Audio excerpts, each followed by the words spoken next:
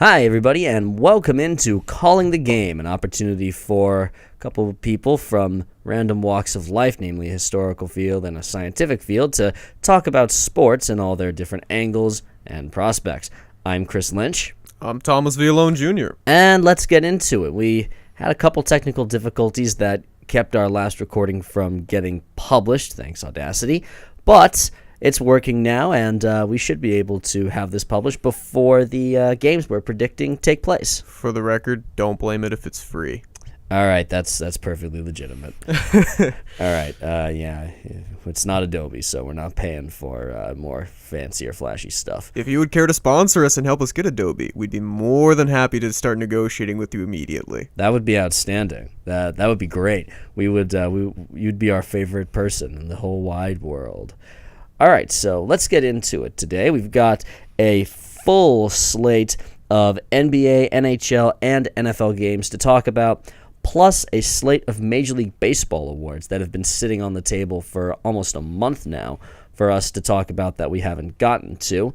So let's start off with a more in-depth analysis, and here's the way we'll often do this. We'll pick one game that we are very interested in and spend a while analyzing that one game for the matchups and the possible angles that we didn't see beforehand or that we would like to explain to you. So the game that we've chosen to analyze in some real depth is a very interesting East Conference matchup between the Detroit Pistons and the Atlanta Hawks that's taking place tonight at 8 p.m. in Atlanta. And this is a very, how shall I say this, not sexy game at all. It's not sexy, but it's competitive, and that's what should make this such a good game in theory. In theory. Well, look, you can't have it all right? I mean, let's talk about that theory and see what we've got going into it. Detroit has got some momentum on their side. They've beaten the Hornets and the Celtics in their last two games, got crushed by Oklahoma City, but their last major victory, admittedly at home, was an 11-point victory over the Clippers, which is no small feat. And Atlanta is riding the complete opposite wave of this schedule. They have not been able to get a good victory in quite a while. Their last victory was 11 points against Indiana. But in between that, they lost to Golden State. It's kind of expected. However, that was a close game, though. Losing only by 5 points to Golden State, lost by 2 in their last game to the woeful Phoenix Suns, lost by 15 to the Los Angeles Lakers, which they do have a lot of talent, yes, and they look like a 7 or 8 seed in the West. And then the most egregious one, a 95-68 loss to the Utah Jazz.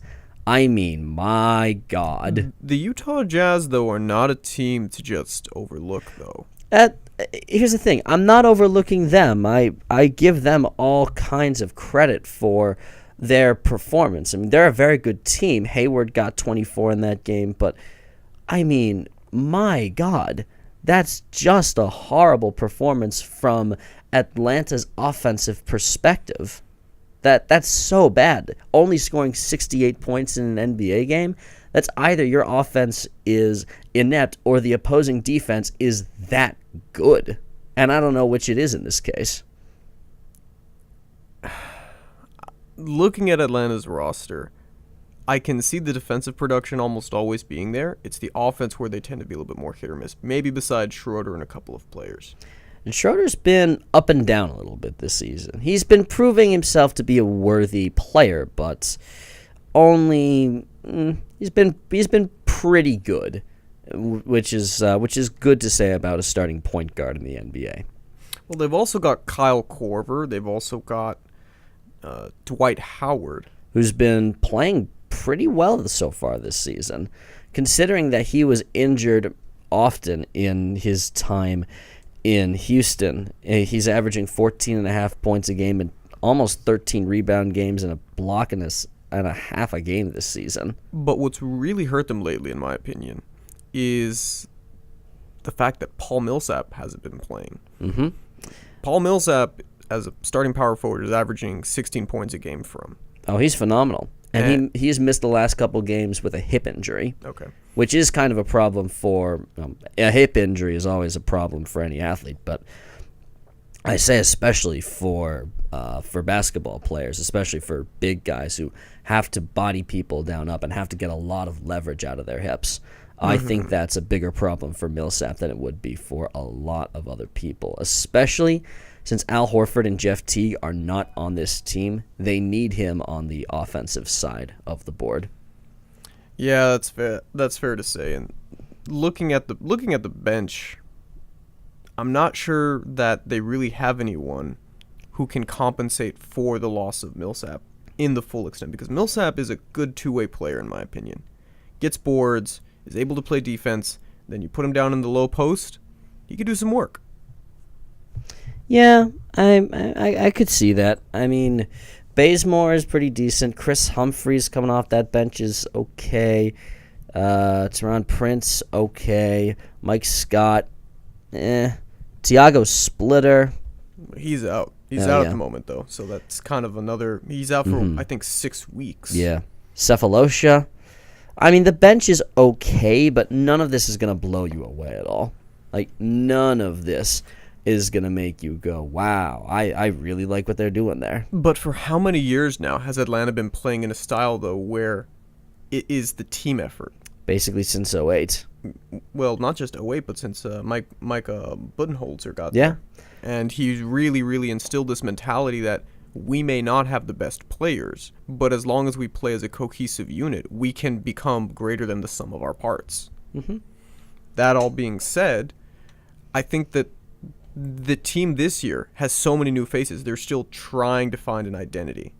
Mm-hmm. They have the same methodology, but now that you've got big names like Millsap, like Howard, and you've got some guys in, Cephalosha and I believe Tim Hardaway Jr. are the two that I keep an eye on, because it's so many new parts in a system. And Atlanta, up until last year, was really trying to find its identity. And I think they found it, but because of all the roster changes suddenly, you weren't able to get a level of stability that, say, some other teams have. Look at Golden State. Look at San Antonio. Look at Cleveland. They've got a core there that allows you to put the pieces together, whereas Atlanta, I mean, the only player left who really reminds me of anything is Kyle Korver. And he's been a very big disappointment so far. He's only averaging 8.7 points a game this season. And his percentages are okay. He's shooting about 45% from the field and 42% from three, but he's just not shooting the ball enough with those kind of percentages and those kind of makes that he can have. He's only putting up 8 points a game. Well, if we look at it from loss of production, yeah, that is one problem. But at the same time, though, I could go the other way and argue that the ball is not just going into the low post more. You got both Millsap and Howard. Yeah, that's fair. Atlanta arguably is one of the few teams left, probably besides San Antonio and Detroit, that keep two big guys on the floor and force you to play their style. Because if you don't have anyone tall enough or big enough to deal with Millsap and or Howard, you're going to get out-rebounded almost without question. Oh, yeah. I think that's fair. We want to switch over and talk about Detroit a little bit and see what they're doing. Yeah, let's go to Detroit. All right, so Tobias Harris and Andre Drummond really the leaders on the team. Tobias Harris with 17.1 points a game. I think Harris is healthy for this game, or is he a scratch? I believe, to my knowledge, he's actually playing. Okay. It's Reggie Jackson who's out. Reggie Jackson was the scratch for this one. So first off, Ish Smith, that we've done it. We've come up with a name that is so simple. It's Ish. I-S-H. We've done it. Human society has reached the pinnacle of simple and pretty cheap names. All right. I have to harp on that for one moment before saying he's actually been pretty good as a player so far this season. And with that, I'd have to agree. His numbers, while not fantastic, are indicative of a player, particularly a point guard, who is helping facilitate a system.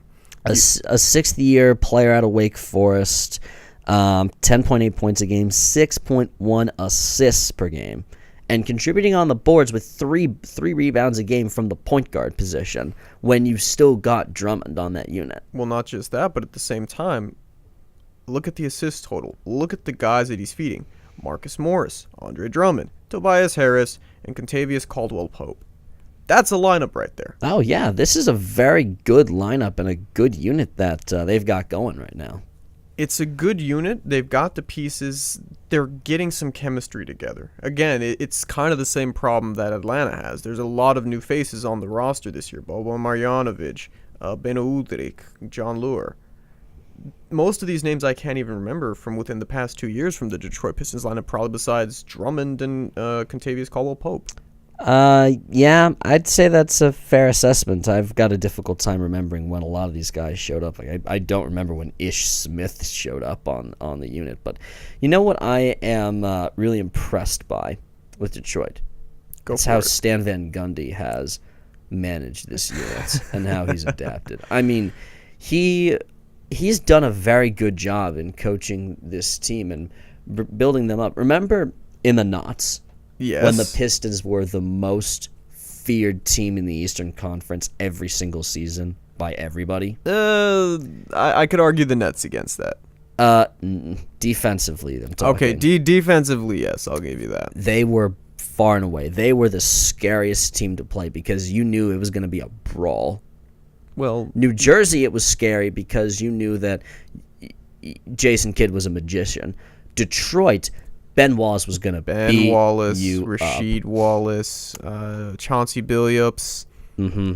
Was Tayshaun Penny Prince. Hardaway still playing with them? Nope, Penny wasn't a part of that unit with them. Okay, who am I thinking of? You're thinking of Rip Hamilton. Yeah, there we go. I mean, Detroit fell off a cliff towards the back half of the 2000s. Like 2009, they went to the playoffs, and then that was it for them for a while. Well, they fell off a cliff. There wasn't any continuity for them. Billups came back eventually. Flip Saunders left, which it is criminal to think that Flip Saunders never got a chance to win a championship. So, but anyway, what Van Gundy has done in Detroit is make them a respectable organization again. But that's what Stan Van Gundy has kind of been known for. He will take a crew, he'll bring them together, and he'll strip it down to the basics. There's admittedly not much flashy about the Detroit Pistons. They get the board, they get the ball down the court, and then they move it around and take a shot. It's Big East style, beat 'em up, old school basketball, and I love it. It's Stan Van Gundy at the helm. What else would you expect? I mean, I grew up on watching this kind of thing from my childhood. My mom, as a Georgetown fan, taught me to appreciate this kind of thing. Mm-hmm. So I love what I'm seeing from Detroit. Neither of these teams are going to win a championship this season. No, neither of these teams. I agree with that statement. I think Detroit will build into a threat in the East. I think Detroit will give a couple tight games to Cleveland if they make the playoffs. But I don't think either of these teams will win a championship. That being said, we'll still get a fun, I think, defensive-minded game tonight. And I think Atlanta has to play a much more defensive-heavy unit, or a defensive-heavy style of game. So right now, the way I see this game going is depending on whether or not Paul Millsap's going to play. Because he currently, he's day-to-day, if I remember properly. Yeah, he's a game-time decision for tonight. Exactly. And so when you've got Andre Drummond and Marcus Morris as a starting center and power forward for Detroit, can you compete with that with Dwight Howard and whoever is going to end up replacing Millsap? That's what it's going to boil down to, I think. Yeah. And the truth be told, I'm not sure you can. I mean, so you said it was a hip injury, right? Yeah. So I think conservatively the Hawks might be willing to let Millsap rest one more game as opposed to potentially aggravating that. I say only if he needs to. Only if he absolutely needs to should he sit. Otherwise, then I think Atlanta might have to go away from making it a defensive game and play against Detroit's ultimate weakness, which is their front court, and make Dennis Schroeder and Tim Hardaway Jr. and Kyle Korver the focal points for the game. Well, as long as the Hawks can keep the floor spaced, I don't think that Detroit will be able to keep up with it. Atlanta's ball movement, in my opinion, is a lot better than Detroit's. Detroit's is very simple, but it's simple for a reason. Get it to the post, get it to the elbows, make it work from there. The Hawks have shooters from range. They can move the ball around very well. And you know what? If they have to go to the post, they'll go to the post as well. But that doesn't mean that Dwight Howard or Paul Millsap can't pass the ball out from the post to whomever they need to. I mean, I just think that they ought to go to Tim Hardaway Jr. a little bit more, who's averaging 11.1 points a game in only 20 minutes. I think there's an untapped potential for offensive I think output. they're purposefully keeping him on the bench. Yeah, he is the sixth man. He is of the unit. sixth man for the unit. And the thing is, could you bump him up to the starting lineup?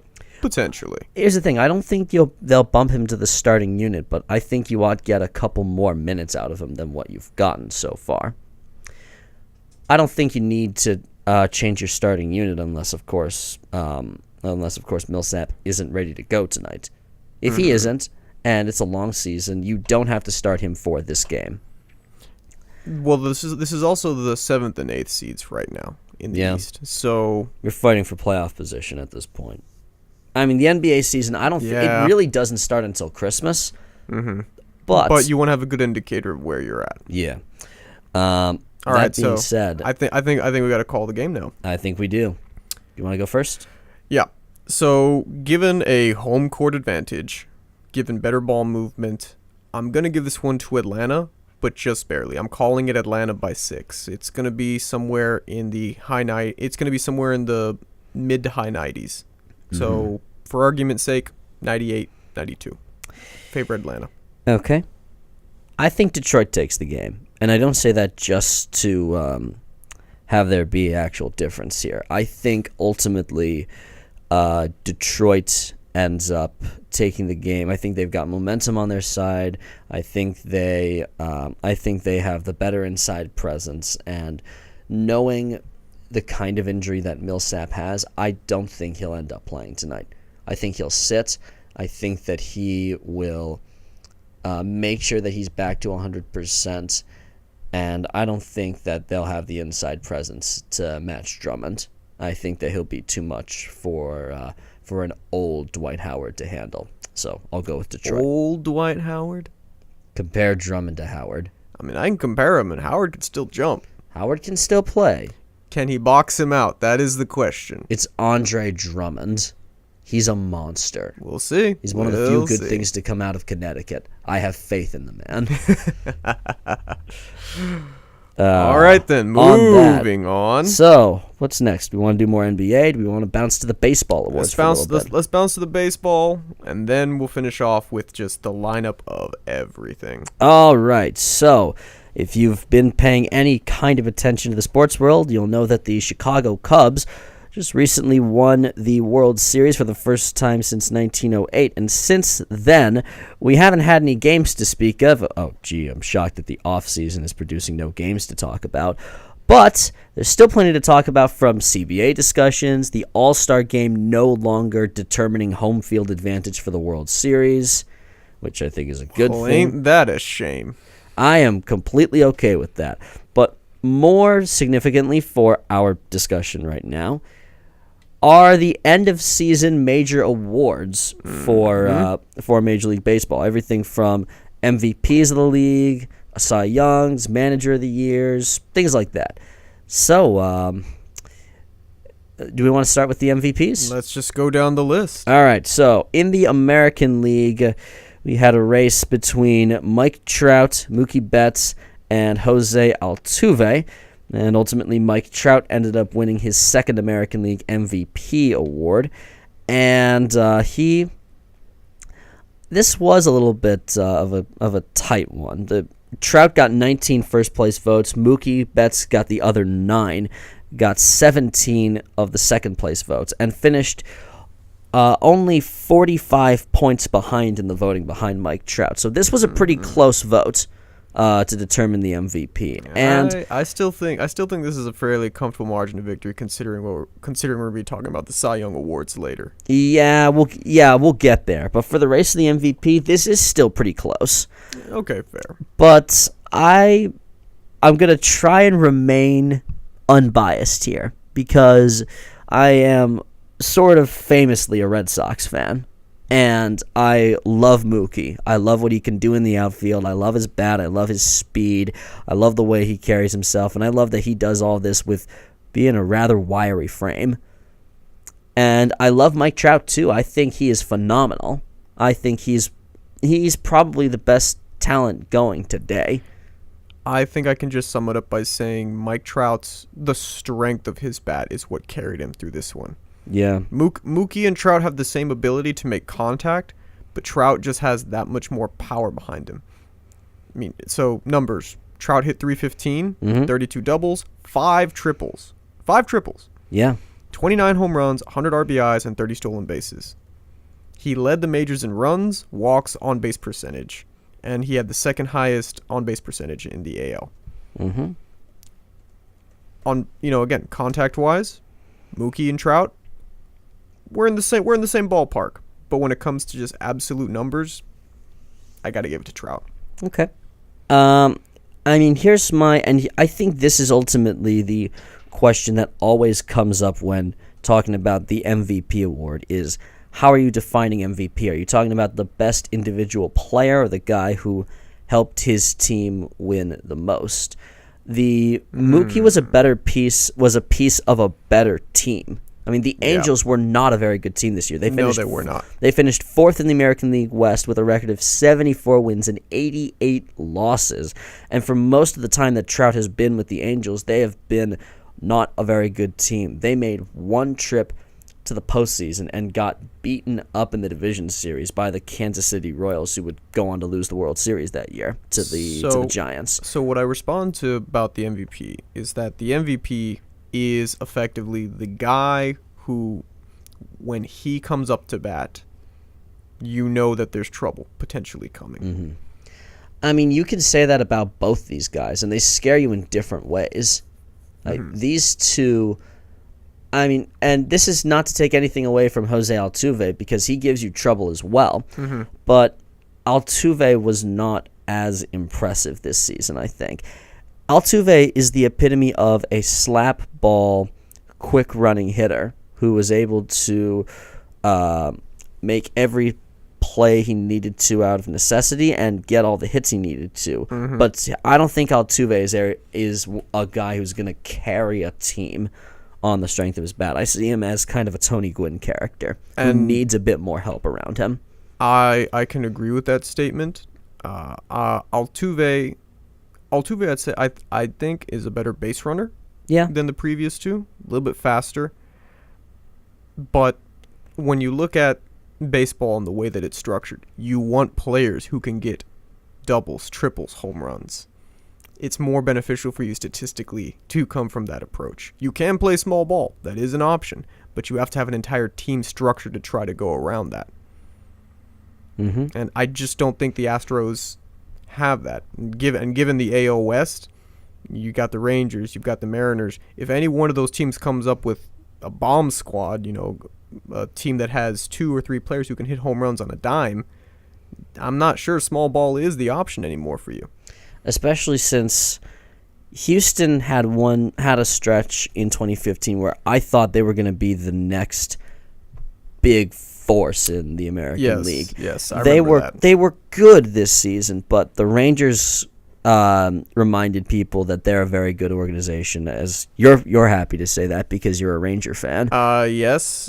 I just wish that Yu Darvish was a bit healthier, and that our pitching staff somehow could stay in one piece, which is commendable that they held the way they did, but it's just it's the nature of baseball. You have to take injuries into account, and we just couldn't accommodate for that. Yeah, that's fair. All right, so ultimately, from an unbiased perspective, I think I can say Mike Trout deserved the MVP. I would argue that Mookie deserves it as well, but Trout definitely had the better season of the two on an individual basis. And that I agree with. All right, the National League MVP, let's get this over and done with quickly. Chris Bryant won It's not even close. 29 of the first place votes, 415 votes total. The only other person who got a first place vote was Daniel Murphy of the Nationals, and I mean, to be fair, Daniel Murphy lit it up. He did. But Chris Bryant was... Again, when he came up to bat. Ah, crap. We got to pitch to that guy. Yeah, exactly. And I can think of maybe one or two pitchers in the entire year who could have stood a chance against Bryant. Kershaw. Mm-hmm. And who else are you thinking? Miller. All right, that's fair. Miller. I think we'll get into that a little bit later, but yeah, we'll talk about that a little bit later on. Yeah. But quick rundown of his numbers: 121 runs, 176 hits, 292 batting average. You'd like to see his average a little bit higher than that, but 39 homers, 102 RBIs, and a cog in the middle of the most potent offensive attack in Major League Baseball. He batted 5 or 6. He batted 4, I think. Oh, he was cleanup. Oof. Yeah, he was. I mean, generally, once you're in the meat of the lineup, 4 through 6, in my opinion, you can become pretty interchangeable at a certain point. But I mean, you had Rizzo hitting right behind you as well, and that Cubs unit was scary. So ultimately, absolutely, and just for the sake of argument, Daniel Murphy. I mean, he had a very good season in Washington, and I have a number of friends who are Mets fans who were so mad when he left to go join the enemy. Yep. I mean, to be fair, 47 doubles, 184 hits, a 347 batting average, a miles better batting average than what Chris Bryant had. Yeah, but Bryant had more again of that scare factor. Yeah, and also interestingly enough, an OPS of 985 for the season. That's on base plus slugging for the he who are not initiated to baseball. That's a better OPS than what Bryant had. I think this was ultimately in the same way that Trout won because he had the best individual season. Bryant won because he was the scariest hitter to face on the best team in baseball. And the Cubs were so clearly the best team in baseball.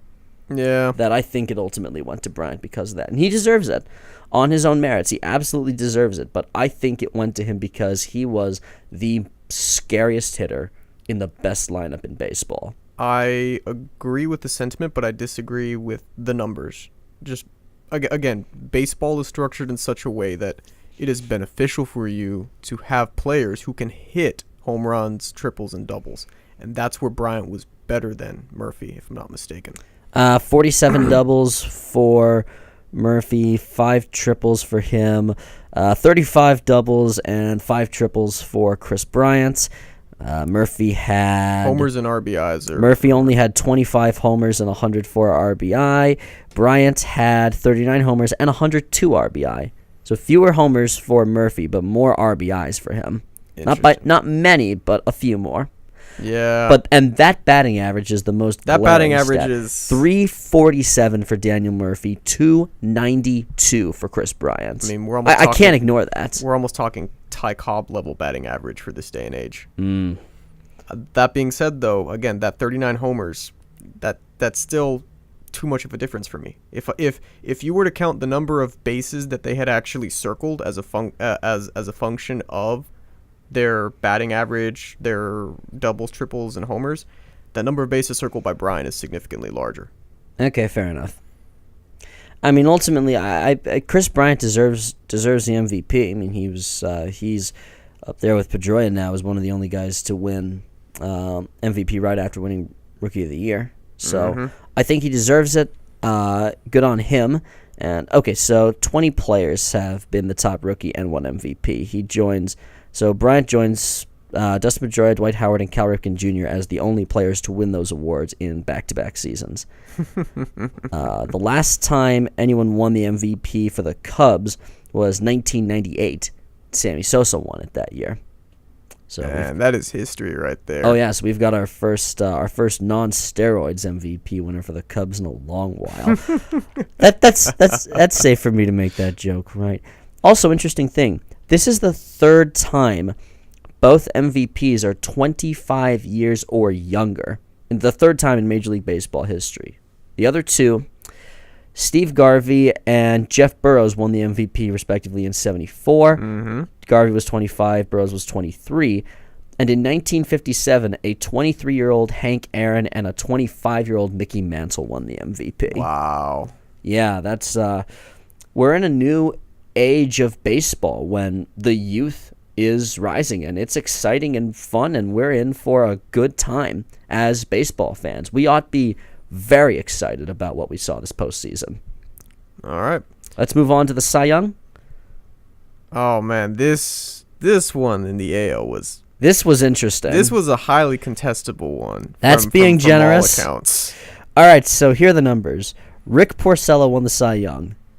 He won by 5 points. 137 points, 132, and he got creamed in the first place votes. He only had 8 first place votes, 18 second place votes. Justin Verlander had 14 first place votes, only 2 second. He had by far the most first place votes. But there were 2 writers, who left Verlander off their respective ballots. Mm-hmm. I didn't even give him a 3rd, 4th, or 5th place vote. If you want to know why Justin Verlander didn't win the Cy Young, it's pretty much that. Yep. But it happened. Other guys of note who got major votes, Corey Kluber got 3 first place votes, Britton. 98 total, and Zach Britton of the Orioles had 5 first place votes and 3 second.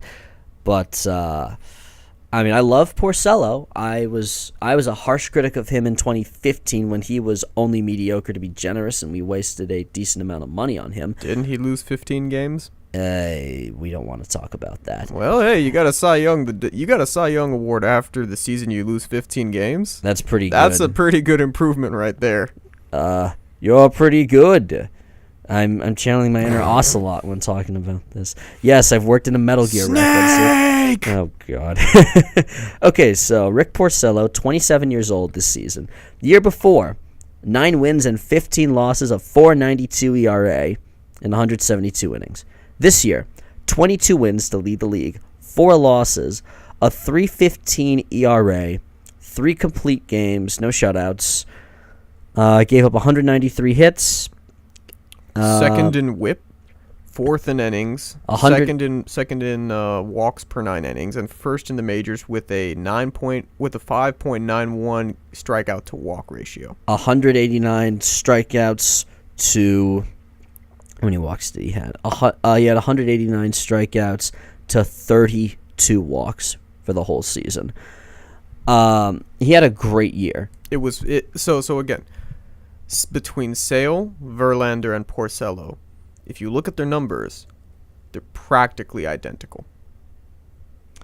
And I think the margin of error between them is maybe a couple of hundredths, maybe a couple of tenths of a point in ERA, WHIP, and WAR. Verlander's got a ton more star power and a ton more strikeouts. I mean, he led the league. He led the AL this year with 254 strikeouts. Yes, but his second half, like his late season run, was nothing short of remarkable what he could do, especially with Michael Fulmer coming up right behind him on the Detroit staff. He tore it up. But again, at the end of the day, do you have the win or do you have the loss? There's a lot of people who, in the sabermetric era now, will not look at that point because a lot of it, quote unquote, is not in the pitcher's control, which is a little bit absurd, but that is what a lot of people are going to argue, that wins are not the best look. I think also Porcello benefited from the team he played on this year. Yes. Detroit was not a terrible team this year, but there was no chance for them to win a World Series this season, which is really kind of a shame because they've got 2 guys who I think will eventually make the Hall of Fame in Verlander and Miggy. Yep. But they were not that good this season.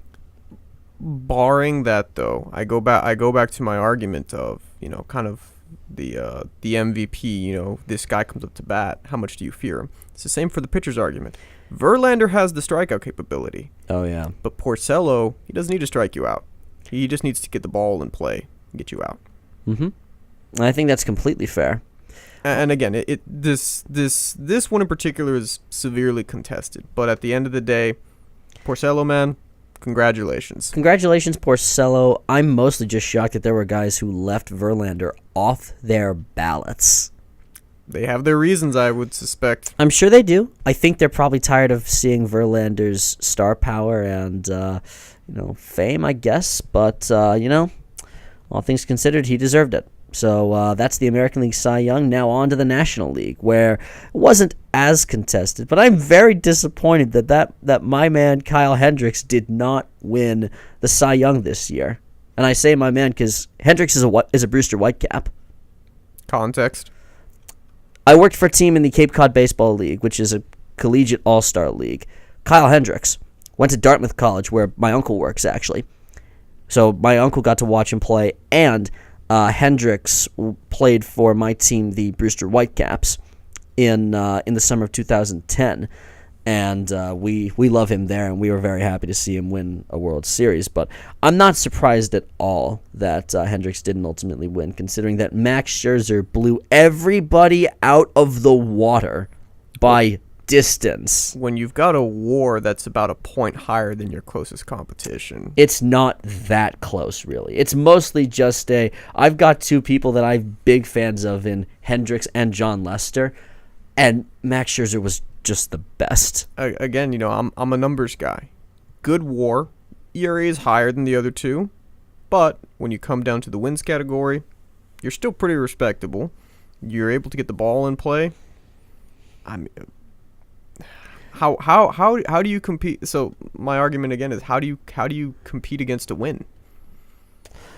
That's a fair point. I mean, ultimately, I think Scherzer more than any other pitcher in the league except Kershaw. And had Kershaw been healthy from the start of the season and pitched the way he did late, he would have won. It might have been different, yeah.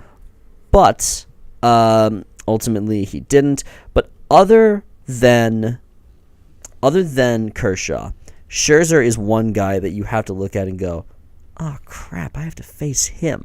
And it isn't just because he can strike you out. He can do that, but he will give you something that you think you can hit. And then it's got a little tail on the end of it that puts it off, that you hit it weakly off the end of your bat. And you're out, and you look pathetic doing it. I mean, Hendricks can do that as well, but no one in the game today is better than Scherzer at that. I disagree with that. You Darvish?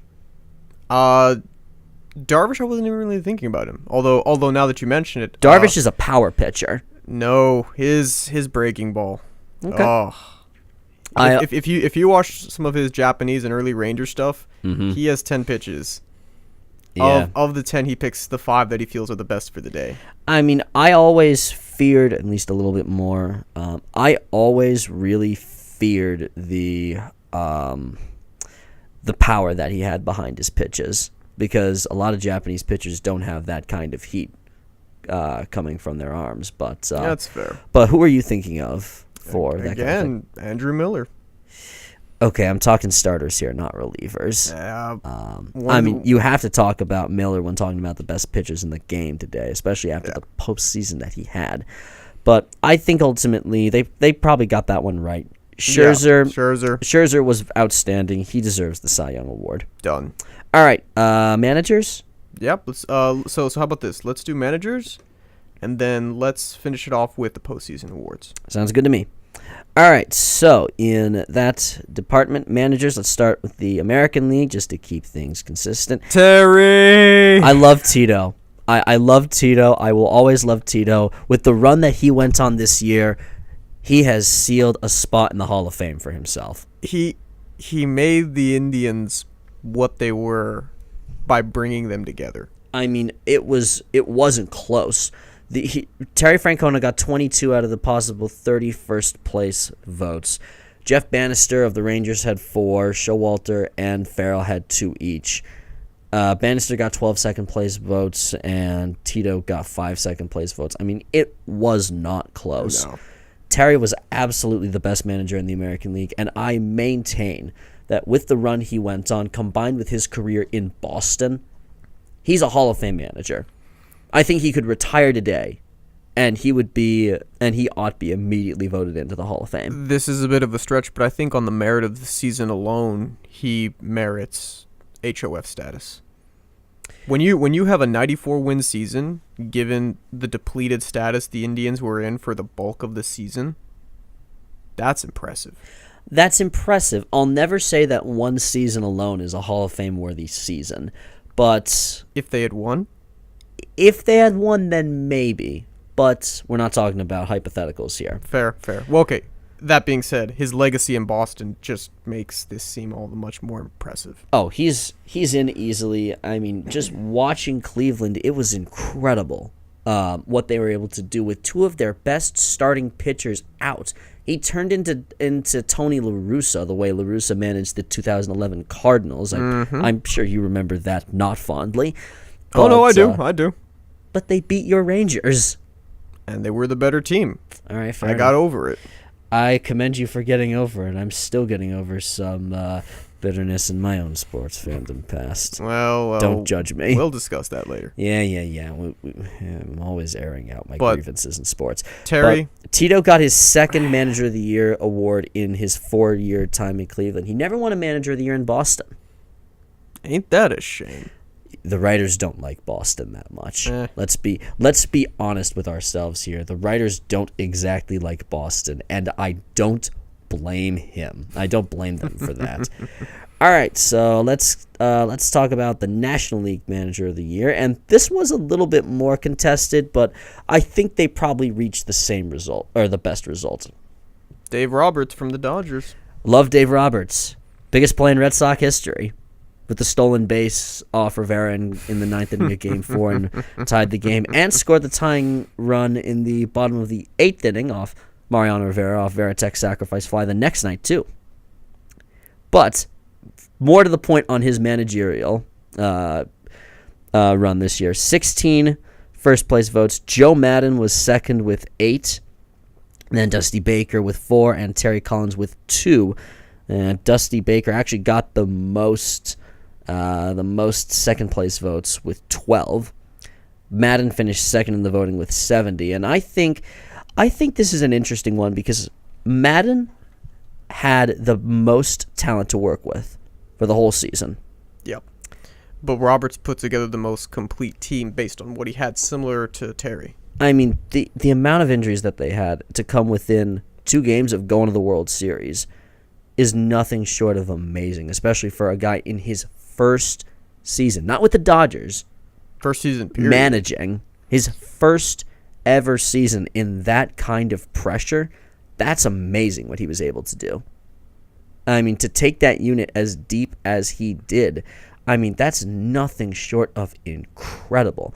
To make Corey Seager as confident as he was to win Rookie of the Year and to give him the best position to win, it's nothing short of amazing. And Roberts was absolutely the right choice for Manager of the Year in the National League. Done. All right. Moving on to the postseason awards. And we have the series MVP for the World Series. Ben Zobrist. This was an interesting choice because there wasn't really, with the Cubs winning, I don't think there was a clear-cut, this guy was the best player in the series. Yeah, and it effectively came down to Game 7 for that. Yeah, I think that's fair. I mean, It's one of those times when the team is so complete, both teams are so complete, that you need a moment to define the series. And when it comes 3-3 and you're in Game 7, you've got to have something. I think part of what made it more interesting is that Aroldis Chapman would have been the MVP had he put up a better performance in Game 7. Yes. But Joe Maddon grossly overused him. He played him for 2 or 3 innings straight, didn't he? Yeah, I mean, the more egregious thing is how he used him in Game 6. Chapman should never have been on the field for Game 6. He should never have been on the field for Game 6. With the lead that they had, and you need to save him for Game 7, and he showed all kinds of fatigue in the 8th inning, giving up the homer to Rajay Davis. Yeah. I think that that was a critical mistake. But bringing on Ben Zobrist to that team, first off, he's one of the luckiest guys in the world now, because he went from the Royals and winning a championship to the Cubs, and his old friend, former manager when he was in Tampa, by the way. And Zobrist was a pretty good player in Really? Tampa. Oh, yeah, Zobrist was pretty good. He was... Well, no. I wasn't referring to Zobrist being good in Tampa. I was referring to him rejoining. I didn't Madden know was that. the manager of the Tampa Bay Rays when they were really good. when they were contesting. They went to the World Series in 2008, the first year the franchise was over 500 for a season. They rode Joe Madden's momentum in one of my most painful sports memories and rode that all the way to the World Series. The only time I'll ever directly root for a Philly organization. Wasn't that when Price and Longoria were running riot down there? Price was new there. Price hadn't been up that long. Okay. He came out of the bullpen and shut down the Sox in Game 7. Longoria was the man of the hour down there. I remember B.J. him. Upton and Carlos Pena also caused havoc, and Zobrist was a piece of it. A good player, and I think ultimately he got the game-winning hit in the World Series. It's a achievement that he will never that he'll never live down, that he'll never Live out. Yeah, he'll never move beyond that one. I mean, it was nothing short of incredible. You broke the a moment. 108-year losing streak. Also, a .357 batting average, scored 5 runs, 10 hits in the series, including the go-ahead RBI double in the 10th inning of Game 7 of the World Series. I think that's how ultimately- you cap a series. Oh yeah, If you get that last run and the playing field is as level as this is, dude, you're the man of the hour. Yeah. You're the man of the series. Now, who's the MVP for Cleveland if they win? If they had won, Yeah, Miller. yeah. There's no. I mean, Yeah. I mean, just look at the ALCS MVP and then look at his performance in. Shoot, what game was it? In the whole postseason up until Game 7. Up until Game 7, but it was game 2 or Game 3, I forget which, and he just came up and fanned basically every single Everyone. guy who came up to him. By Jove, it was scary watching him. There was no contesting him. I got to watch Game 3 of the AL Division Series between Boston and Cleveland, Ortiz's last game, and when Miller came out of that bullpen, every single human being in the ballpark just went, "Oh crap, Miller time," and not the good kind. Well, his slider is the only thing comparable, I think, to Mariano Rivera's cutter. You know it's coming, And just you can't hit do it. anything about it. Yeah. The only time you win is if he loses control. Look, okay, so segue. We're now going to the ALCS MVP, Andrew Miller. Let's be real. That this isn't an interesting conversation. He won it easy. He won it. He steps on the mound. You look at him and you go, all right, either I'm gonna hit it, it's gonna be crappy contact, And I'm gonna or run this out. I'm gonna fan, or the only possibility I have to potentially get on base when he's good is he starts throwing his slider too far inside on a right-handed batter or too far outside on a left-handed batter. Yeah. That's it. That one is. Let's move on. Let's briefly on the NLCS. Javier Baez. Well, co-MVPs actually. Remember, Javier Baez. oh yes, Yeah. John Lester. Yeah. I love Johnny, and I watched the Cubs and I thought, my God, Red Sox front office, what the hell are you idiots doing? Lester, Lackey, Ross, my God, what were you idiots doing? We're here to talk about the Cubs. Not I the Red know, Sox. I know. Well, we'll air our grievances later around the Festivus poll. All right, fair enough. I mean, 2 games started. He allowed 2 runs in 13 innings of pitching, 9 strikeouts. And for Baez, a .368 batting average, 7 hits, 4 of them doubles, and 5 runs batted in a series where game to game it wasn't close. Mm-hmm. It was, I mean, until the last inning of the last game against the Dodgers, I don't think there was a ton of reason to panic. I know many Cubs fans who did and who had a sense of, oh, crap, we're going to lose this game. But the players never did. Nope. They didn't panic right through the very end of it. So I think that is worthy and commending of an unending amount of praise to be heaped upon the Cubs. And they both players were worthy of it. There's only I think one other time in which we've had co-MVPs for a championship series. It's never happened in the American League. This happened one other time. In 1990, the Cincinnati Reds won the NLCS. Two pitchers, two relievers, Rob Dibble and Randy Myers won the MVP in a 6-game series victory, with Lou Pinella's Cincinnati Reds beating Jim Leyland's Pittsburgh Pirates. Just an aside, the fact that you were able to remember some of this stuff is nothing short of amazing to me. It's a fun time. All right. So, yeah, good job, Cubs. You won everything. You won the World Series, and I will be very intrigued to see if they can turn it into a dynasty. I think they can. They've got the talent. They've got the talent. It only took you 108 years to climb out of the hole that y'all were in. Congratulations. Keep it going. Yeah, and we ought, as baseball fans, all be unendingly excited for the next couple seasons. We've got the next wave of young, exciting talent. It's all a matter of keeping teams consistent, though, because once the trade block hits, things can change very quickly. I mean, there's labor peace in Major League Baseball with the CBA being determined, so we can be happy and thankful for that. Yep. So that's not going to be an issue, and now we can move on to talk about the sports that are actually in season right now. Rapid fire round. All right. Do we want to start with the National Basketball Association? NBA, we've got a couple of games on tap besides the aforementioned Hawks-Pistons game. Which, for the record, I picked Detroit and Tomas picked the Hawks. So let's get into our cringeworthy game of the week in the NBA, which basically is one game we look at and go, my God, you people are terrible. The Sacramento Kings and the New York Knicks are going to play on the 4th, and this isn't truly cringeworthy. It's more along the lines of, I'd say for this one, our expectations are not that high. Here's why I'm cringing. Go. Look at all the wasted potential on these rosters.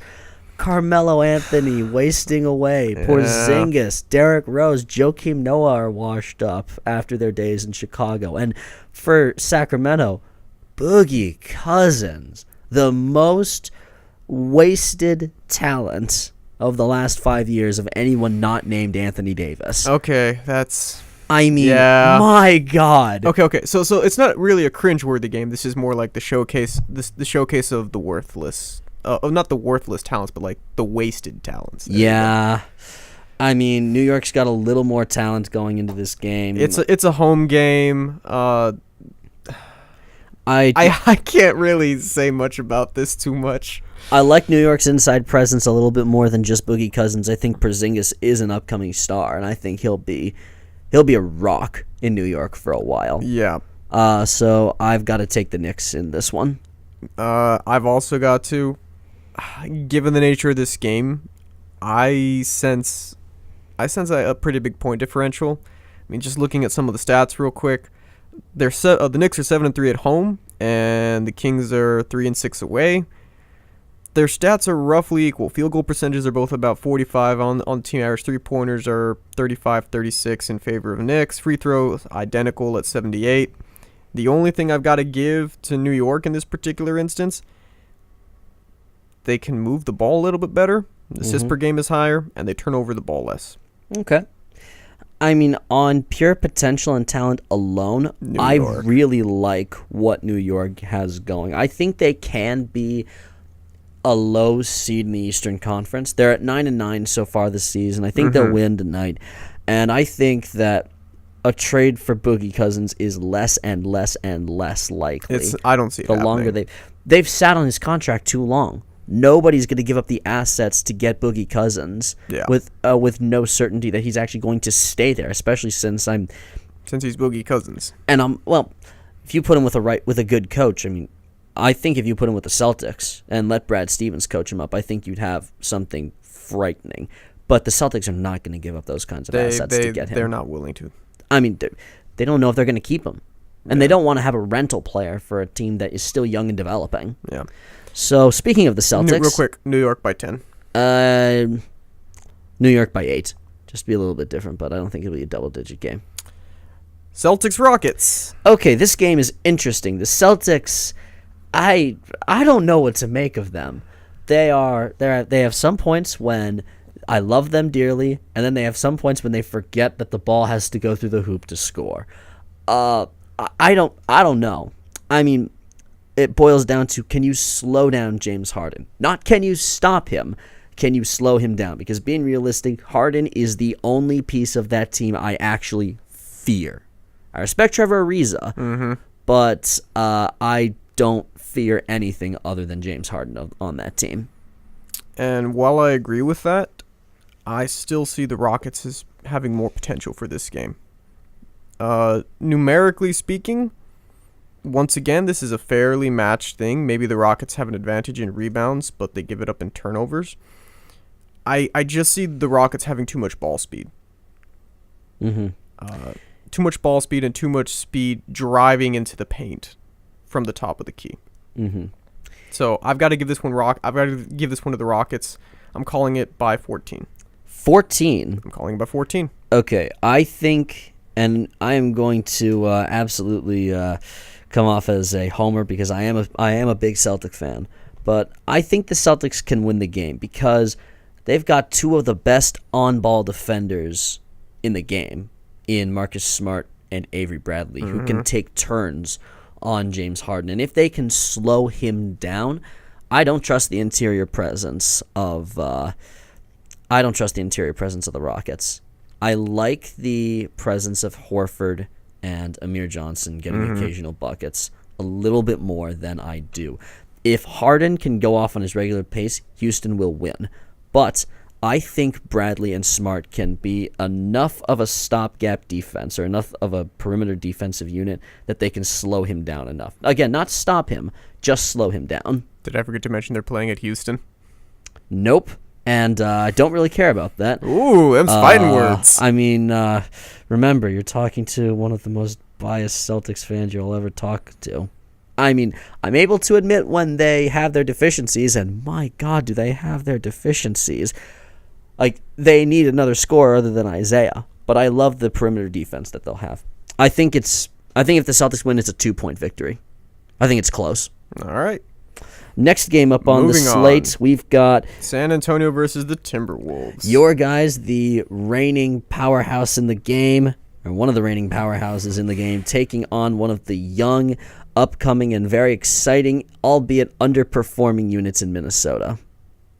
I'm calling this one to the Spurs. Yeah. Pretty effectively. I'm calling this one to the Spurs as well. It's just too much experience. Don't get me wrong. Minnesota has talent.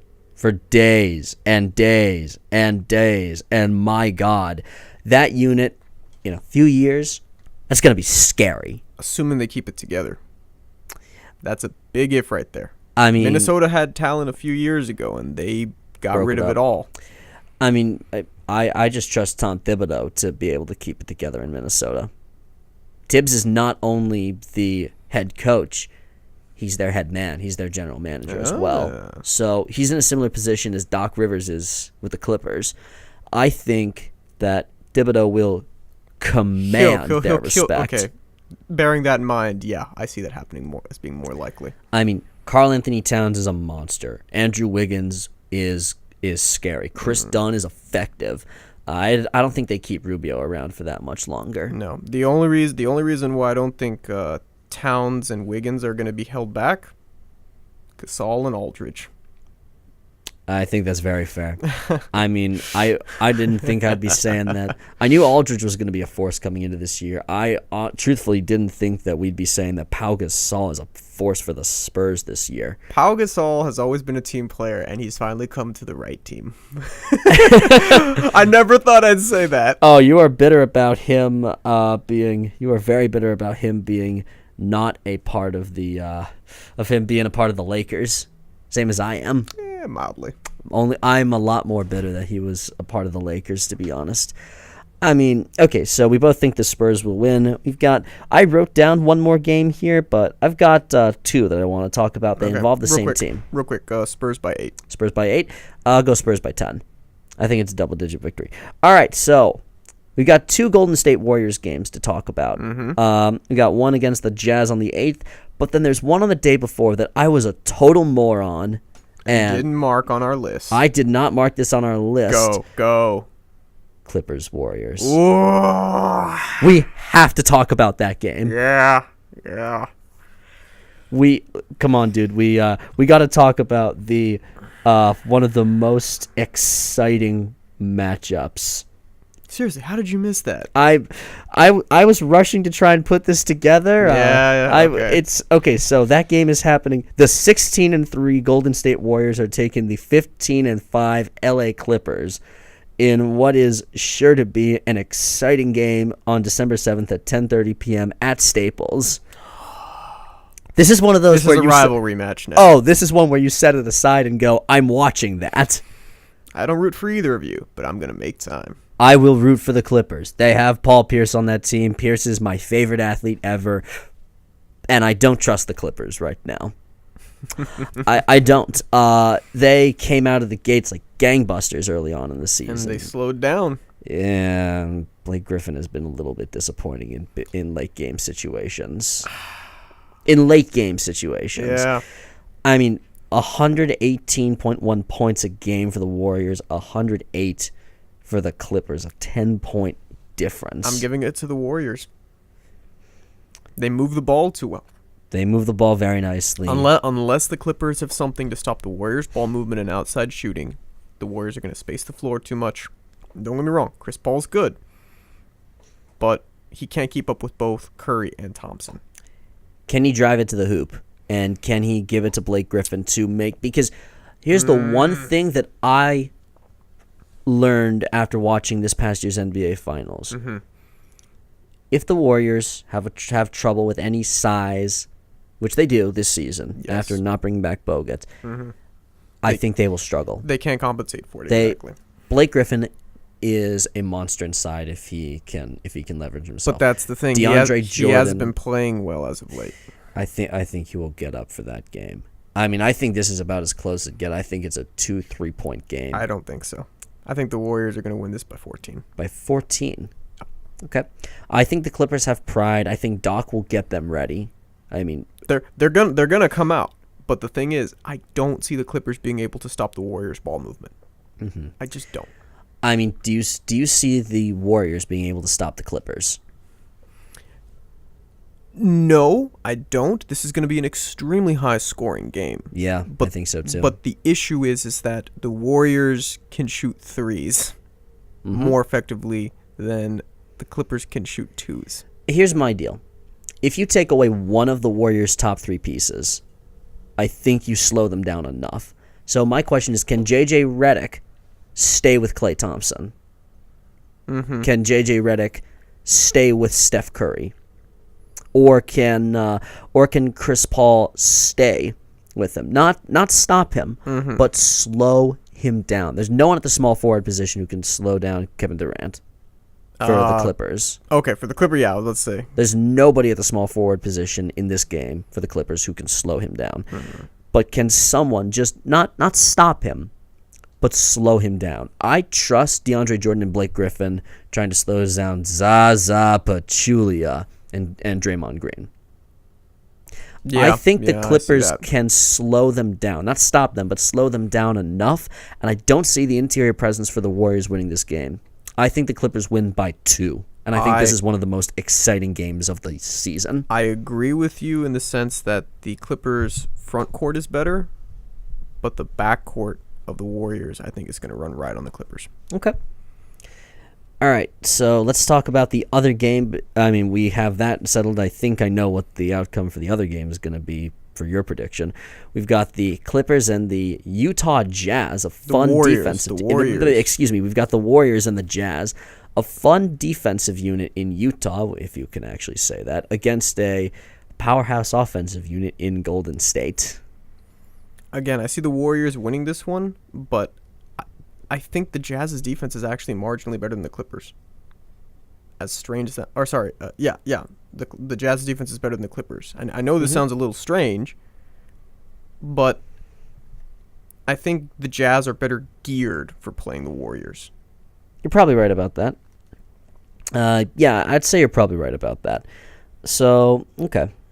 I see this one only being maybe a 10-point victory by the Warriors. I see it being a victory for the Warriors just because I don't really like the Jazz offensive abilities beyond Gordon Hayward. Mm-hmm. Yep. I think it ends up being a 7-8 point victory for Golden State. All right. On NHL to hockey. time. Okay, so what's first up on the slate? We've got Montreal Canadiens versus the San Jose Sharks. Okay, this could be a matchup of a preview of the Stanley Cup Finals. A team in the East that is nothing short of phenomenal in Montreal, and yes, it hurts that I have to say that. I don't like Montreal. I mean, I don't like what the Bruins have been doing either, but I will always root for them over les Montreal Canadiens.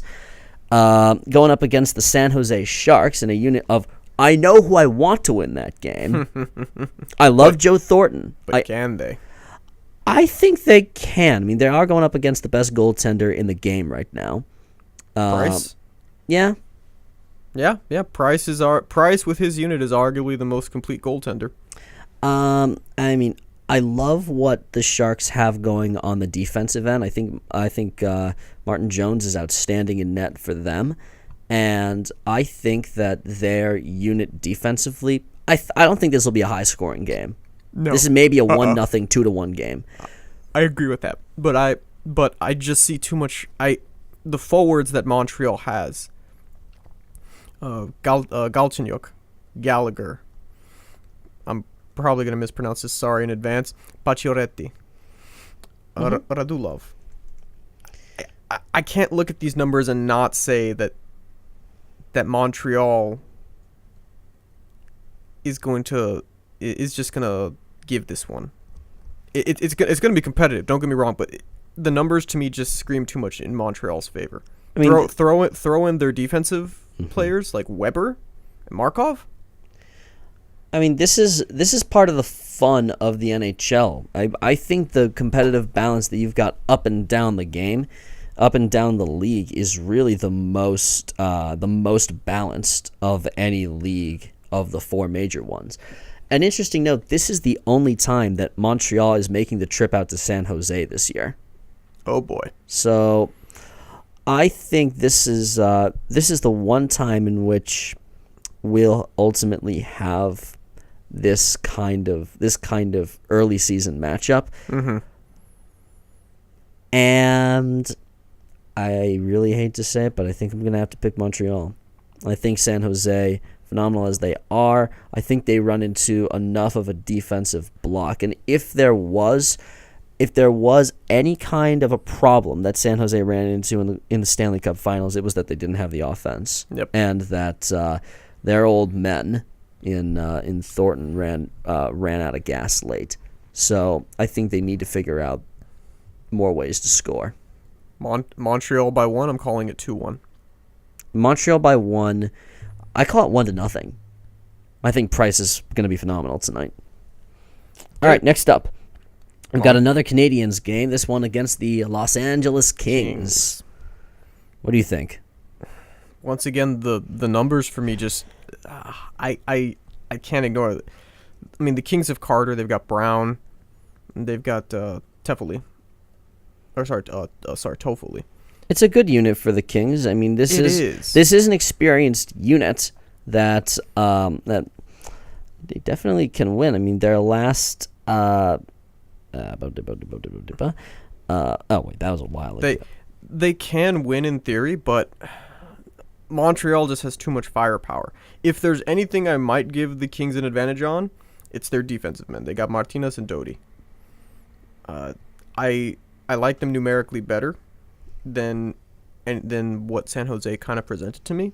But then going to the goalie, again, Price with that defensive unit is he's arguably the best goalie to me in the game right now. Over Quick? Yeah. I mean, Quick, I trust a little bit more in big game situations, and this is, I mean, the West Coast swing for Montreal is a big deal for them, and this is one of the few times in which they will make the trip out here. Uh-huh. But I think the Kings are scuffling right now. I think Montreal on a roll after they were reminded that they can lose badly. I go back to 10-0. Montreal lost their first game of the season to the Columbus Blue Jackets. I mean, that's just bad. So I think it's my God. So I think it's almost certainly possible for them to pull this one off. But I gotta go with Montreal. I think it's a 3-1 game. I'm actually going to go with this. I'm actually going to go with the same score. All right. Next up on the list, we've got the Florida Panthers and the Boston Bruins. This one is kind of weird. The Bruins have been starting to figure themselves out of late. I really don't even know where to start with this. If I look at the team, if I look with both teams, if I look at both teams as a collective, they have the pieces. Boston is starting to gain some momentum. Florida, arguably the same. If I'm going to boil it down to anything, it's going to be down to the goalies. And I'd say I'd say right now that Rask is better than Luongo. And by that metric, I'm going to give it to Boston. It's going to be a 1-goal victory, maybe 2-1, 3-2. Here's the ultimate criticism of the Bruins. Mm-hmm. It's their management of their defensemen. They have old men on the defensive end of the ice right now, namely Chara. And as much as I love him and as much as I think he is an easy Hall of Famer when he's all done, I don't really trust that defensive unit. I mean, they are only 1 point ahead of Florida in the standings. It is still early, so the NHL is one where you have to wait until at least the All-Star break before you have a general sense of who's going to the playoffs. Yep, that's fair. Boston's currently the 7th seed in the East. I don't think this is a Stanley Cup team that the Bruins have. I think this is a good team, but I think this is a flawed unit, and until you figure out your defensive unit, Matt Grzelcyk from BU will make his way up to Boston not too long from now, I think, and will provide them with a lift. But Boston's been allergic to young talent. They go for the vets, and I think that's ultimately a problem that they're going to run into. We'll talk about in our next game, the young talent. But I think that the thing is I just don't know enough about Florida, and I don't know that they can pull off a game. So I mean they're in the negative on the plus minus by only 1, and Boston's in the plus by 3. So I'm going to take Boston in a 2-1 game. All right. So moving on to really the most exciting game on this roster. This is what I'm looking forward to. We've got stars today and stars for the next 10 years in the National Hockey League. In Jack Eichel and Connor McDavid leading the Buffalo Sabres and the Edmonton Oilers onto the ice, respectively. Yep. Those two were picked 1 and 2 overall in the 2015 draft. McDavid has lit the National Hockey League ablaze. Here's his stat line. All right. He's played 25 games. He's gotten 11 goals, 23 assists, with 34 total points, plus 9, and he's taken 68 shots. And he's got 3 game-winning goals. That's a stat line right there. I mean, my God, he's nothing short of phenomenal. He doesn't have a power play goal yet this season, but who cares? Oh, what a shame. I know, how terrible. The only reason why Jack Eichel doesn't have a comparable stat line is because he was injured until just recently. In his first game back last night, 2 goals. Jeez, man. I mean, Eichel, I got to watch him and cover him here at BU when he just turned BU into an immediate championship team. He's a special kind of player. I can't say this enough. Eichel is a special kind of player who will lead his team to a Stanley Cup for years to come. He will win at least one cup and one Hart Trophy for the MVP before this is all done. He got a power play goal last night. Who'd they play? Against the Rangers. He tied it up, and he got the game winner only 2 minutes after he got his first goal of the game, with only 5 minutes 30 seconds to play in the game. I wish I could skate sometimes. Then we'd be even more into hockey. Eichel will match McDavid blow for blow, tip for tap. Problem is, I just think there's a lot more talent on the Edmonton unit than there is on Buffalo. Yeah. I mean, Edmonton has got years and years and years and years of top-level draft picks. Buffalo, They're starting to pull something together. They're starting. But they need a couple more years before they get up to where Edmonton is. And I mean, my God, the kind of things that Edmonton has done already. I mean, they're 5th in the Western Conference right now. With that kind of talent behind only the Blackhawks, Blues, Sharks, and Ducks. The Sabres, they're 9-9 on the season right now. They're 9-9, but they're still growing. They are still growing. And again, this is kind of the emerging talent game. Yeah. This is the exciting emerging talent. I think this has the potential to be a barn burner. Yep. I think this is a 3-2 Edmonton victory. I'm calling it 4-2. 4-2? Okay. Edmonton wins? Yep. Okay. Yeah. Don't get me wrong. I like the talent that's coming up on both sides, numerically speaking. They're fairly similar in certain categories, but Edmonton just has too many weapons in this case. I think that's fair. All right, and now we have our... God, do we have to talk about this game? Just again? go! All right, cringe game. Calgary Flames. Arizona Coyotes.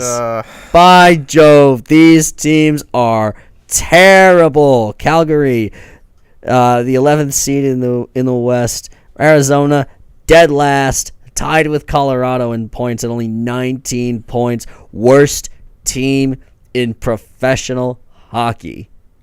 My God, they suck. Calgary by 2. Yeah. 3-3-1. Yeah, let's get this game. Yeah, let's get this over with quickly. Let's get this over with quickly. We didn't even bother looking up stats with this one because these teams were so bad. I'll go Calgary by 1. I think Arizona is just that inept offensively that they don't score. I think this is like a 1-0 Calgary victory. I will forcibly watch this game. If not, it's highlights. We will at least watch the highlights. Go. Of this game. All right, next. All right. NFL time. All right, we fought the National Football League season is actually getting interesting. First game up on the chopping block is two teams that have been massive disappointments. Yep. We've got the Green Bay Packers and the Houston Texans. And my first question, does Green Bay have a secondary worth a damn? Apparently not. No. They're 5-6. My God, I got to watch one of those wins. I was in Green Bay for that game against the Bears earlier this season on Thursday night. Do you know what's a better defense than Green Bay? San Antonio attempting to play football? Yeah, sure. Put Popovich in. He'll figure it out. Put Pop in. Make Pop play football or coach football. He'll figure out how to win. Somewhere right now, Newt Rockne is putting a thumbs up in his grave somewhere. Yeah, probably somewhere.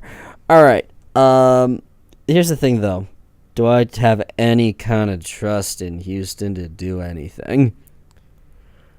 I trust DeAndre Hopkins. So let's look at this as a player-to-player comparison. Aaron Rodgers is the better quarterback by far. Bar none. Moving on. Bar none. Run game. What run game? Just give me a moment, man. Give me a moment. Until the last game against Philly, Green Bay did not have a rushing touchdown by a running back all season. Aaron Rodgers has the most rushing touchdowns with 3, and he's the quarterback. So by that metric, Eddie Lacy versus Lamar Miller. Welcome to the crown, Lamar Miller. Lacy's not healthy right now.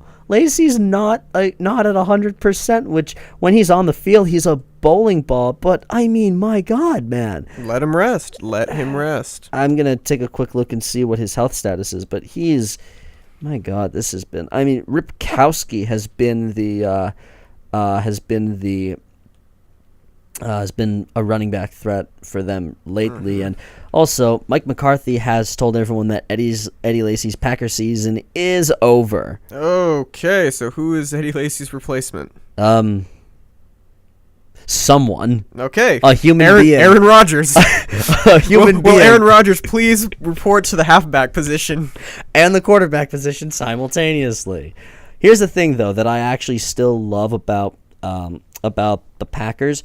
I love their wide receiver options. I mean, Devontae Adams, Jordy Nelson, and Randall Cobb. That's phenomenal, especially going up against a Texans defense without J.J. Watt because of back injury. I think that unit will be interesting, but do I trust the Green Bay Packers secondary to stop DeAndre Hopkins and Will Fuller? I was about to say. No. It's not a chance. I've got to give this one to Houston by 10. I'm calling it a touchdown and a field goal. Why? Yes, the quarterback receiver situation in Houston isn't as good, but as you so clearly stated, Green Bay, come on, guys, show up and not push. Don't be horrible defensively. Like, don't be the worst thing in the history of all humankind on the defensive end, which is what they've been of late. Well, you can't argue too much with what you've currently got, so make it work and you win. But unfortunately, I don't see that happening against Houston. I think this could be, I'm going to argue on behalf of the Packers, this could be a situation similar to the game against the Eagles last week, where they're not expected to win, team that will provide them a real challenge. I think Aaron Rodgers pulls it out, barely. I think that Houston has struggled offensively. They'll be fine defensively, but I don't think they'll take advantage of the Packers' weakness in the secondary. I think Green Bay wins it by a touchdown. All right. Moving on, our next game up. Okay, this one is interesting. We've got the Miami Dolphins and the Baltimore Ravens. Okay. I don't exactly like either of these teams. I mean, I'm a Patriot fan first and foremost. But the Dolphins are an in-conference rival, and the Ravens are, well, the Ravens. I mean, I respect Baltimore to no end for their history and for their past defensive ability. I respect Joe Flacco for what he has done, for him being a Super Bowl MVP. I will take him any day of the week over Ryan Tannehill. But there's something interesting going on in Miami right now. I mean, Jay Ajayi, I think I'm pronouncing that name correctly. Yes. Ajaye, which is that is a tongue twister. Try spelling that 5 times fast. Not saying it, spelling it 5 times fast. Ajayi. Yeah, it's a little bit of a tongue twister. Ajayi. 7 touchdowns on the season, just under 1,000 yards. He'll get to 1,000 rushing yards. Yep. Easy. They're just going to hand him the ball. Yeah. Jarvis Landry and Devontae Parker. Do I trust Baltimore's defense? Well, T. Sizzle is still there. I don't love what they've got on the defensive end, but I like it. I mean, Baltimore has been starting to figure themselves out of late, especially with Mike Wallace remembering how to catch the football, and Steve Smith reminding everybody that he's not dead yet. So, yes, I've worked in both Metal Gear and Monty Python references into one podcast about sports. And I'm not trying right now. For the record, this might become a recurring theme as much as I hate to admit it. What do you mean? You love Kojima just as much as I do. Yeah, okay. You're not going to deny that. Not yet, at least. Anywho, so this is a weird game to pick. It's two teams that they're good. I see glaring flares in, and I don't know who to pick. Glaring flares or glaring flaws? Yeah, apparently I can't English today. No, let's say both. Sure, let's go with that. I'm split myself. I have to make it a toss-up, actually. If I had to give it anyone on recent credit, I've got to give it to Baltimore. But I don't think it's going to be by much. Either way, I suspect the victory is going to be by a field goal or a touchdown, nothing more than that. They're pretty much dead even for offensive outputs. Baltimore, top of the division in the North, in the surprisingly lame AFC North. Yeah.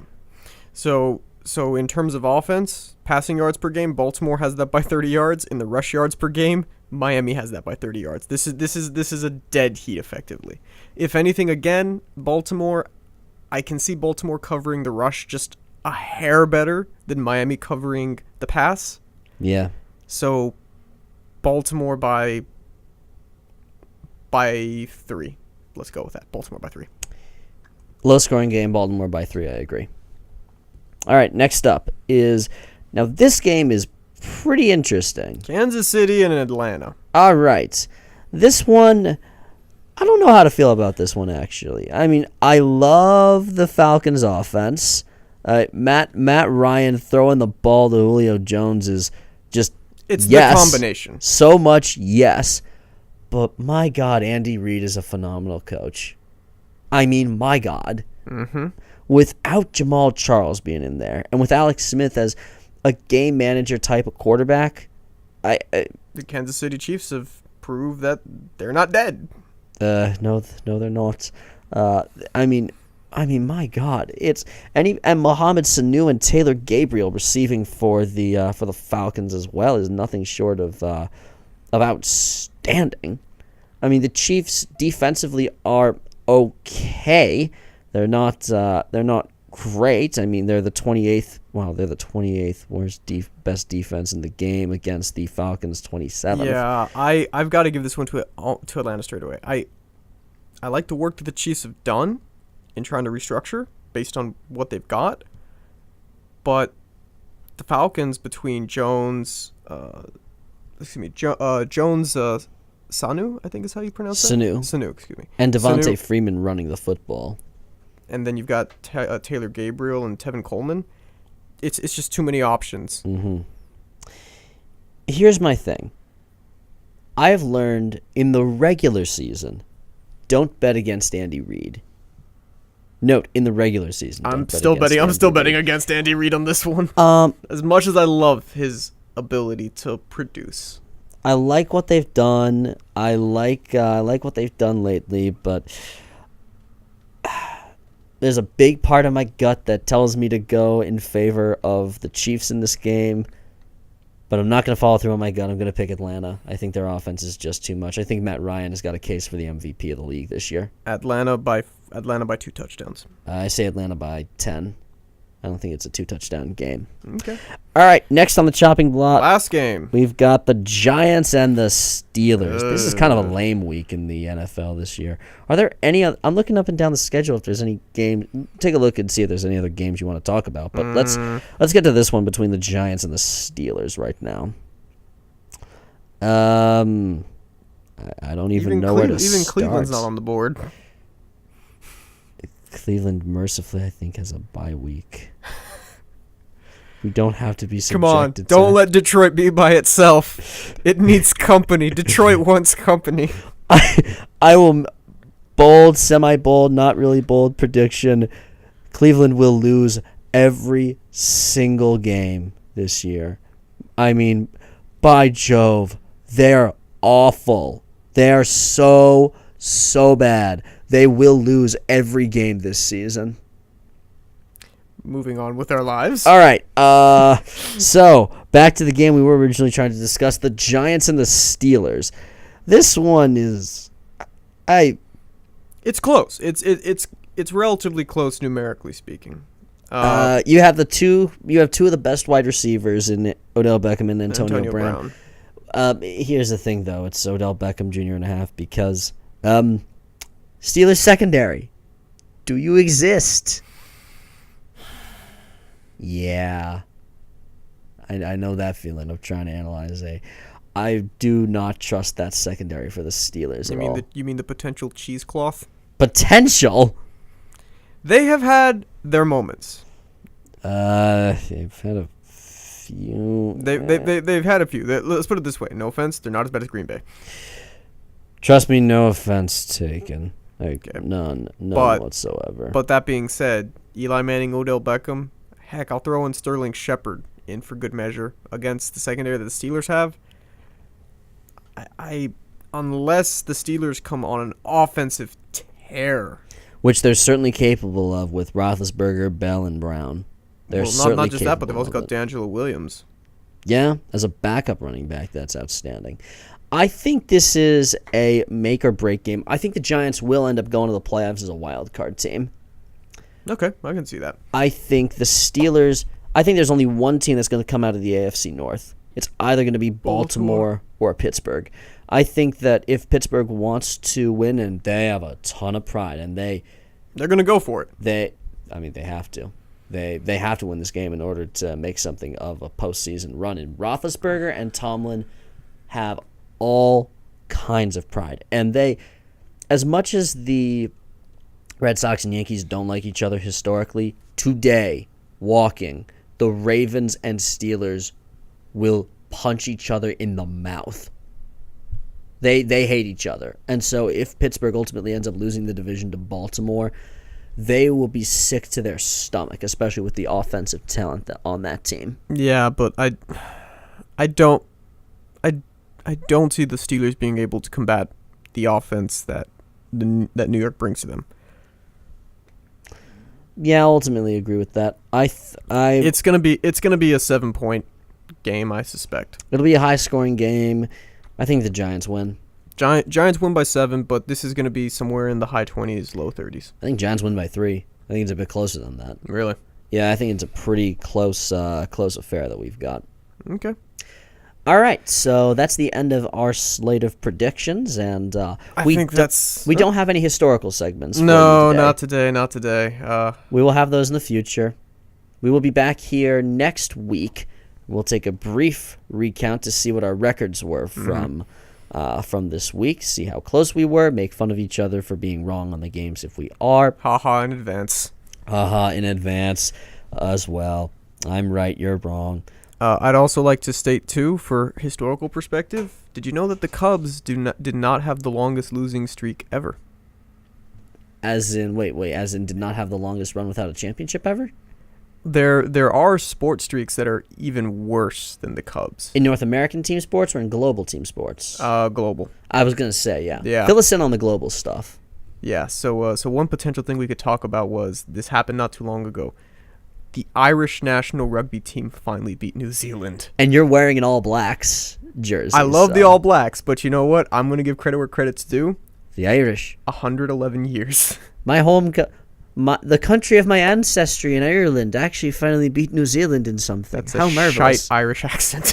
Yeah, I know. I'm not from Ireland. I'm from America. I speak American, not Irish. There we go. But phenomenal job way to go. I'm sure that you have friends who are Irish who watched that I game. have friends who went ballistic. How drunk did they get that night? I don't know, and I probably don't want to know. All right, fair enough. On that note, thank you very much for listening. Make sure that you check us out. We run our own blogs, our own websites, our own Twitter feeds, our own lives, and got plenty of interesting stories that I'm sure you would like to learn about and hear about. And we'll be back here next week to talk more sports. Probably have a historical segment in there somewhere longer than the blurb we had at the end, and more predictions and more analysis. So, I'm Chris Lynch, I'm Thomas Villone Jr. and thank you very much for listening to Calling the Game. Y'all have a good one.